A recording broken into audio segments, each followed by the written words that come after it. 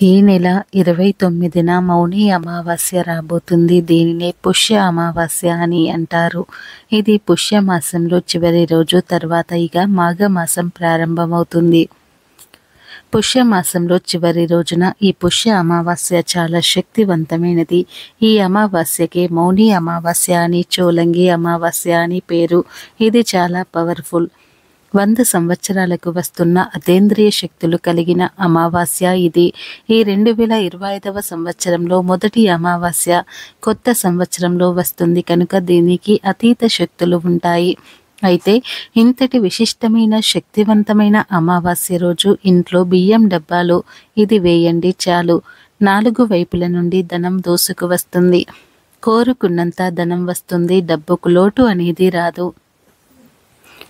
ధనం ప్రవాహంలాగా వస్తుంది. ధన సమస్యలన్నీ కూడా పోతాయి. కష్టాలన్నీ పోతాయి. మీ దశ మారిపోతుంది. మీ జీవితం అద్భుతంగా మారిపోతుంది. బియ్యం అంటే అన్నపూర్ణాదేవి స్వరూపం. బియ్యం అని లక్ష్మీదేవిగా భావిస్తారు. బియ్యాన్ని హిందువులు ఎంతో పవిత్రంగా చూస్తారు. ఎందుకంటే బియ్యం లేకుండా, అన్నం తినకుండా ఏ మనిషి బ్రతకలేడు. ఎంత సంపాదించినా, ఎంత ధనవంతుడైనా బియ్యం లేకుండా బ్రతకలేడు. ఎందుకంటే ఎంత ధనం ఉన్నా కూడా ఆ ధనాన్ని తినలేరు, అన్నమే తింటారు. కనుక బియ్యానికి మన జీవితానికి సంబంధం ఉంది. అందుకే మన పెద్దలు బియ్యానికి ఎంతో ప్రాధాన్యతను ఇచ్చేవారు. ఒకవేళ ఒలికిన చేతితో ఎత్తేసేవారు, అంతేకాని చీపురుతో తుడిచేవారు కాదు. కాలితో బియ్యాన్ని తొక్కితే పాపం చుట్టుకుంటుందని చెప్పేవారు. ఎందుకంటే మన పెద్దలు బియ్యాన్ని అన్నపూర్ణాదేవి స్వరూపంగా భావించి ఎంతో గౌరవంగా చూసుకునేవారు. అందుకే వారు ఎప్పుడూ కూడా ధనధాన్యాలకు లోటు లేకుండా సంతోషంగా ఉండేవారు. వారి మీద అన్నపూర్ణాదేవి అనుగ్రహం ఉండేది. కడుపు నిండా తినగలిగేవారు. మరి ఇప్పుడు కడుపు నిండా తినట్లేదా అంటే ఈ రోజుల్లో ఎవరు కూడా కడుపు నిండా తినట్లేదనే చెప్పుకోవాలి.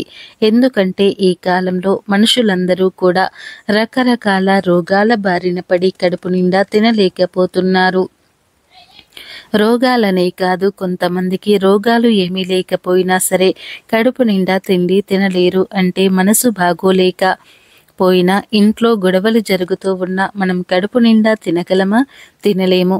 ఇలా ధనం ఉన్నా కూడా పుష్టిగా తినలేకపోతున్నారు. ఇదంతా కూడా ఎందుకు జరుగుతుంది అంటే మన పెద్దలు పాటించినటువంటి నియమాలను మనం పాటించలేకపోవటం వల్లనే జరుగుతుంది. ఎవరైతే బియ్యాన్ని పవిత్రంగా చూస్తారో, ఆ బియ్యం వల్లనే మనం బ్రతుకుతున్నాం అని బియ్యాన్ని గౌరవిస్తారో అలాంటి వారు ఎప్పుడు కూడా ఆనందంగా ఉంటారు. కడుపు నిండా తినగలుగుతారు. అలాంటి వారికి ఎటువంటి రోగాలు కూడా రావు. మనశ్శాంతిగా ఉండగలుగుతారు. అందరూ బియ్యాన్ని బియ్యం రమ్ములలో స్టోర్ చేసుకొని పెట్టుకుంటూ ఉంటారు. ఆ బియ్యం రమ్ములో అమావాస్య రోజు ఈ వస్తువులు వేస్తే చాలు, మీకు ఉన్న ధన సమస్యలన్నీ కూడా పోయి ధనం మిమ్మల్ని వెతుక్కుంటూ వస్తుంది. ధనం మీ దగ్గరకు దూసుకు వస్తుంది అని పెద్దలు చెబుతున్నారు. అమావాస్య రోజు బియ్యం డబ్బాలో ఏం వేయాలి అనే విషయాన్ని ఇప్పుడు మనం ఈ వీడియోలో వివరంగా తెలుసుకుందాం. ఫ్రెండ్స్, అంతకన్నా ముందు ఈ వీడియో నచ్చితే లైక్ చేయండి, షేర్ చేయండి. అలాగే మా ఛానల్ని ఫస్ట్ టైం కనుక చూస్తున్నట్లయితే ఇప్పుడే సబ్స్క్రైబ్ చేసుకుని మాకు సపోర్ట్ చేయండి. ఈ వీడియోని ఎక్కడా కూడా స్కిప్ చేయకుండా చివరి వరకు చూడండి. లేదంటే మేము చెప్పేది మీకు పూర్తిగా అర్థమవ్వదు. పుష్యమాసంలో వచ్చే బహుళ అమావాస్యను చోలంగి అమావాస్య లేదా మౌని అమావాస్య అంటారు. ఈ అమావాస్య చాలా శక్తివంతమైనది, విశేషమైనది. ఈ రోజు మనకు విష్ణు సహస్రనామాల్లో ఉండే ఒక నామాన్ని నిరూపించడానికి విష్ణుమూర్తి భూమి మీద వైద్య వీర రాఘవ స్వామి అనే రూపంతో అవతరించిన అద్భుతమైన దినమిది. ఈ రోజుకు రోగాలను హరించే శక్తి ఉంది. ఎవరినైనా సరే దీర్ఘకాల రోగాలు పీడిస్తూ ఉంటే ఆ రోజు ఆ వీర రాఘవ స్వామిని 3 పనులతో ఆరాధించగలిగితే ఆ రోగాలన్నీ కూడా మాయమైపోతాయి. ఈ అమావాస్యకు అంతటి శక్తి ఉంది. మరి పుష్య అమావాస్యకు ఆచరించవలసినటువంటి ఆ 3 పద్ధతులు ఏమిటి అనే విషయాలను కూడా ఇప్పుడు మనం తెలుసుకుందాం. మొట్టమొదటిది, ఈరోజు స్వామి వారిని ఆరాధించడానికి 3 మార్గాలు ఉన్నాయి. అవి చేసే ముందు వైద్య వీర రాఘవ స్వామి వారి ఫోటో తెచ్చుకోవాలి. అలా చేశాక ఇప్పుడు మనం చెప్పుకోబోయే విధంగా ఆరాధించుకోవాలి.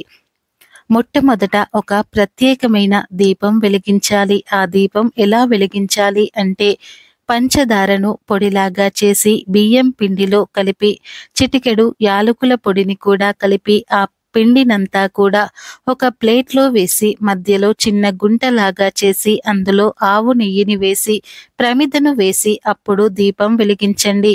ఆ తర్వాత ఇంట్లో ఎవరికైనా దీర్ఘకాలిక వ్యాధులు ఉంటే వాళ్లకు వెండితో ఒక చిన్న కడియం చేయించండి. అంటే వెండి తీగతో ఒక కడియం చేయించుకోవాలి.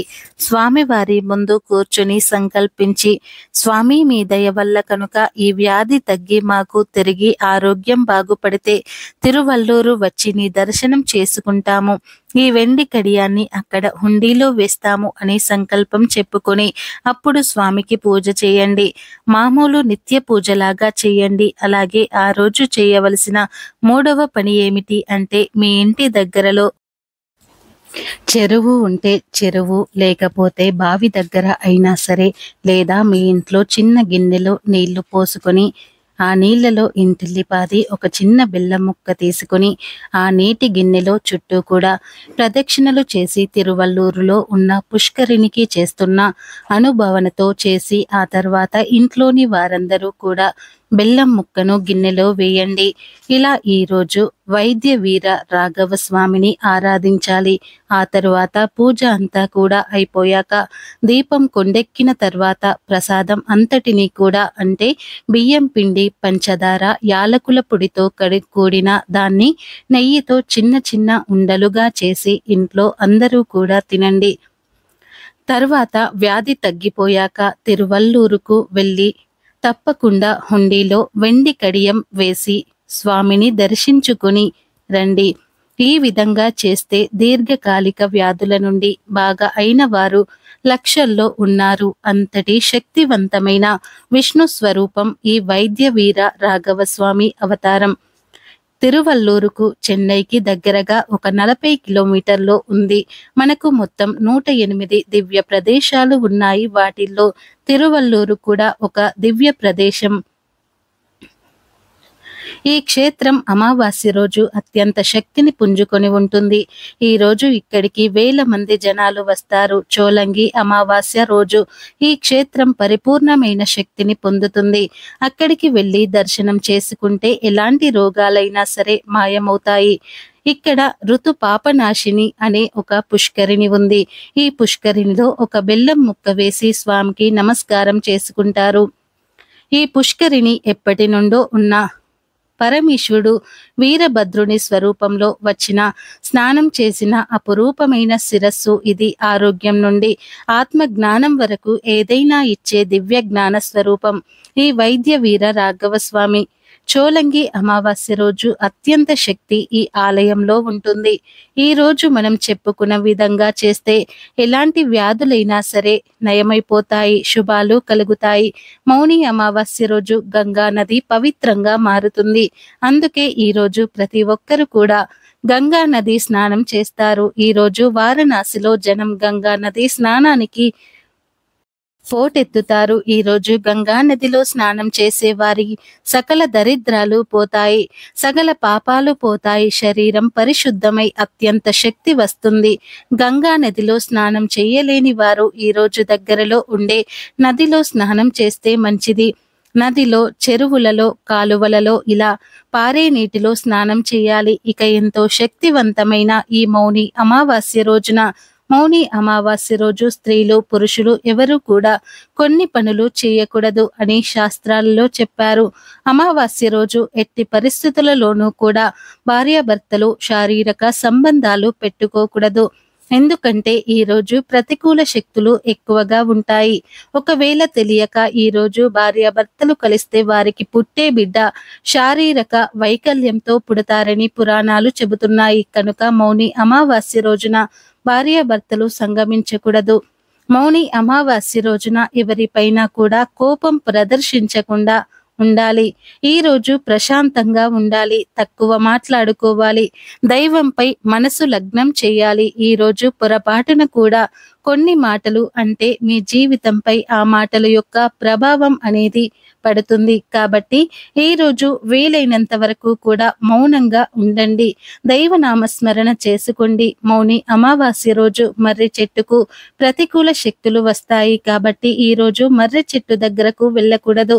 పొరపాటున కూడా వాటిని తాకకూడదు. ఈ అమావాస్య రోజు పొరపాటున కూడా సూర్యోదయం తర్వాత నిద్రలేవకూడదు. అంటే సూర్యోదయానికి పూర్వమే నిద్రలేవాలి. ఈ రోజు చేయకపోతే అది దరిద్రానికి సంకేతం. ఇలా నిద్రలేచి తలస్నానం తప్పకుండా చేయాలి. ఈ అమావాస్య రోజు తలస్నానం చేయకపోతే దరిద్రం పడుతుంది. తలస్నానం చేసే సమయంలో షాంపూలు ఏమీ వాడకుండా కేవలం తల మీద నీటిని మాత్రమే పోసుకోవాలి. ఈ రోజు షేవింగ్, గడ్డం చేసుకోవటం, గోర్లు కత్తిరించడం వంటి పనులు అసలు చేయకూడదు. ఇలాంటి పనులు ఎంతో శక్తివంతమైన ఈ అమావాస్య రోజు చేస్తే దరిద్రం చుట్టుకుంటుంది. ఇలాంటి పనుల వలన భవిష్యత్తులో ఆర్థిక సమస్యలు ఎదురవుతాయి. పూర్వం అమావాస్య రోజు మధ్యాహ్నం మాత్రమే భోజనం చేసి రాత్రి సమయంలో అల్పాహారం మాత్రమే తీసుకునేవారు. ఎందుకంటే అమావాస్య రోజు రాత్రి ఆహారం భుజించడం అనారోగ్యానికి దారితీస్తుంది. ఇక ఈ రోజు ముఖ్యంగా ఉదయం 5 గంటల నుండి 6 గంటల మధ్యలో, సాయంత్రం 5 గంటల నుండి 6 గంటల మధ్యలో తలకు నూనె పెట్టుకోకూడదు. ఇలా చేస్తే దరిద్రం పడుతుంది. అదే విధంగా ఈ అమావాస్య రోజు పొరపాటున కూడా మధ్యాహ్నం నిద్రించకూడదు. దరిద్ర దేవతను ఆహ్వానించినట్టు అవుతుంది. అమావాస్య రోజు ఒక 5 వస్తువులు దానం చేస్తే జన్మల పుణ్యం వస్తుందని శాస్త్రాలలో ఉంది. 5 వస్తువులు ఏమిటో ఇప్పుడు తెలుసుకుందాం. మొదటిగా మౌని అమావాస్య రోజు స్నానం చేసి ఆ తర్వాత ధాన్యాన్ని అంటే బియ్యాన్ని బ్రాహ్మణుడికి కానీ లేదా పేదవారికి కానీ దానం చేయాలి. ఇలా చేయటం వల్ల పూర్వీకులు ఇహలోకపు యాత్రలో ఆహారాన్ని పొందుతారని, ఆహారంతోనే వారు సంతృప్తి చెందుతారని పెద్దలు చెబుతారు. ఇక రెండవది ఆవు పాలు. ఈ రోజున ఆవు పాలను ఎవరికైనా సరే పేదవారికి దానం చేస్తే మీ పూర్వీకుల మోక్షాన్ని పొంది సంతృప్తి చెందుతారు. ఆవు పాలను దానం చేయటం ద్వారా దేవతలు, పితృదేవతలు కూడా సంతోషిస్తారు. ఇక మూడవది ఆవ నూనె. మౌని అమావాస్య రోజున ఆవ నూనెను అవసరమైన వారికి దానం చేయటం వల్ల పూర్వీకుల ఆశీర్వాదం, జీవితంలో ఆనందము లభిస్తాయి. ఈ రోజున ఆవ నూనెతో పాటు నువ్వుల నూనెను, అన్నము, జామకాయ దానం చేయటం ద్వారా శుభప్రదంగా భావిస్తారు.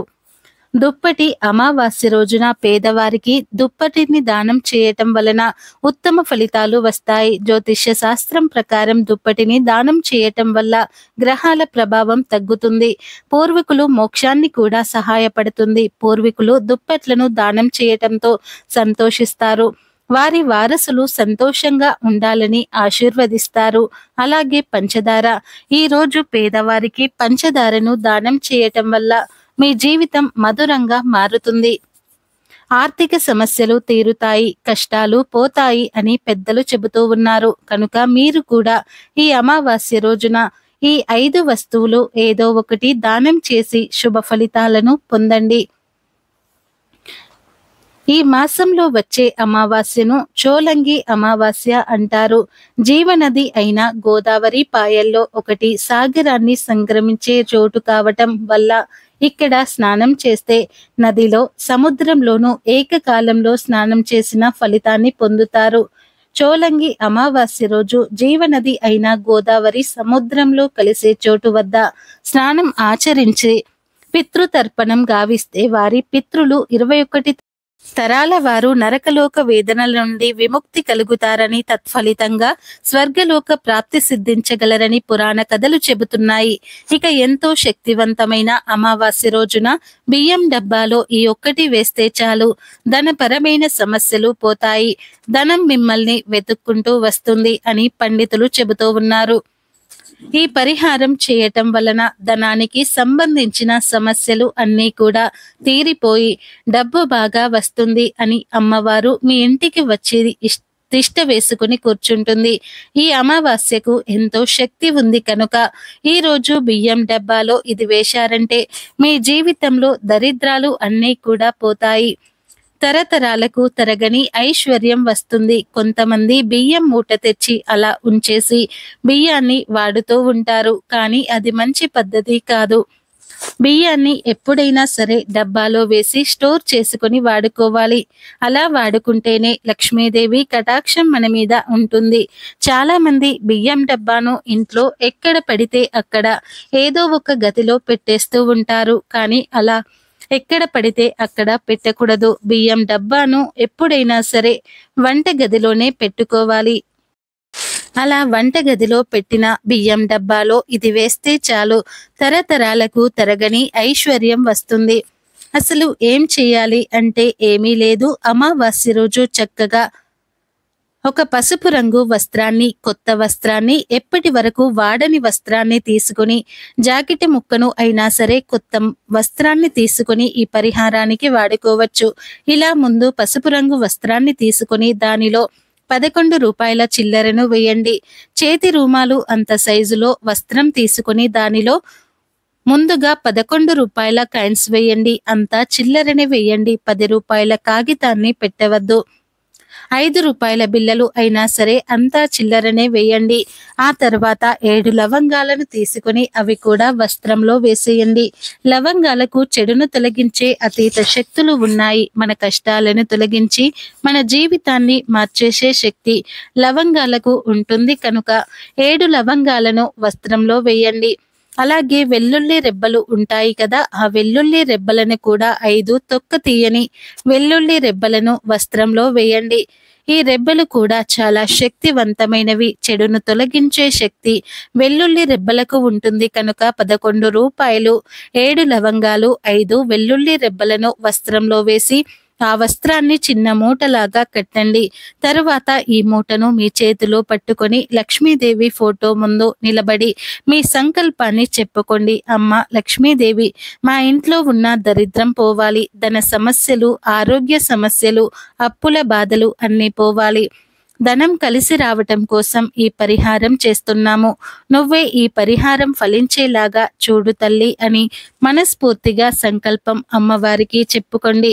విడమర్చి చెప్పండి. ఇలా మీ కోరికను చెప్పుకున్న తర్వాత ఈ మూటను తీసుకుని వెళ్ళి బియ్యం డబ్బాలో వేసేయండి. అంటే పైన వేసి వదిలేయకుండా బియ్యం లోపలికి పెట్టండి. బియ్యం లోపలికి తోసేయండి. అంతే. ఇలా బియ్యం డబ్బాలో ఈ మూటను వేస్తే మీకు ఉన్న ధన సమస్యలన్నీ కూడా పోతాయి. ధనం మిమ్మల్ని వెతుక్కుంటూ వస్తుంది. ధనం సంపాదించే అవకాశాలు మిమ్మల్ని వెతుక్కుంటూ వస్తాయి. 4 వైపుల నుండి ధనం దూసుకు వస్తుంది. ధన ధాన్యాలకు లోటు లేకుండా ఉంటుంది. తిండికి బట్టకు లోటు లేకుండా ఉంటుంది. లక్ష్మీదేవి అనుగ్రహం కలుగుతుంది. అంతేకాదు, కొంతమంది ఆడవారు ఎంత కష్టపడి వంట చేసినా రుచి పచి ఉండదు. అలాంటి వారు ఈ పరిహారం చేసుకుంటే ఆ వంటలలో రుచి పెరుగుతుంది. కడుపు నిండా ప్రశాంతంగా భోజనం చేయగలుగుతారు. కనుక అందరూ తప్పకుండా ఈ పరిహారాన్ని చేయండి. బియ్యం రమ్ములో పెట్టిన ఈ మూటను ఎప్పుడు తీయాలి అనే సందేహం మీకు రావచ్చు. ఎప్పుడైతే డబ్బాలోని బియ్యం నిండుకొని స్టోరేజ్కి వస్తాయో అప్పుడు ఈ మూటను తీసేసి దానిలోని లవంగాలను, వెల్లుల్లిని ఏదైనా చెట్టు మొదట్లో పడేయండి. 11 రూపాయలను మాత్రం ఎవరికైనా దానంగా ఇచ్చేయండి, లేదా ఏదైనా గుడి హుండీలో వేసేయండి. తర్వాత దగ్గరలో వచ్చే అమావాస్య రోజు మళ్ళీ ఈ పరిహారం చేసుకోవచ్చు. ఒక్కసారి వాడిన వస్త్రాన్ని 3 సార్లు ఈ పరిహారానికి వాడుకోవచ్చు. అమావాస్య రోజు ఇలా ఈ చిన్న పరిహారం చేసుకుంటే మీ జీవితం అద్భుతంగా మారిపోతుంది. సమస్యలన్నీ తీరిపోతాయి. ధన ధాన్యాలకు లోటు రాదు. కనుక మీరు కూడా అమావాస్య రోజు బియ్యం డబ్బాలో దీనిని వేసి శుభ ఫలితాలను పొందండి.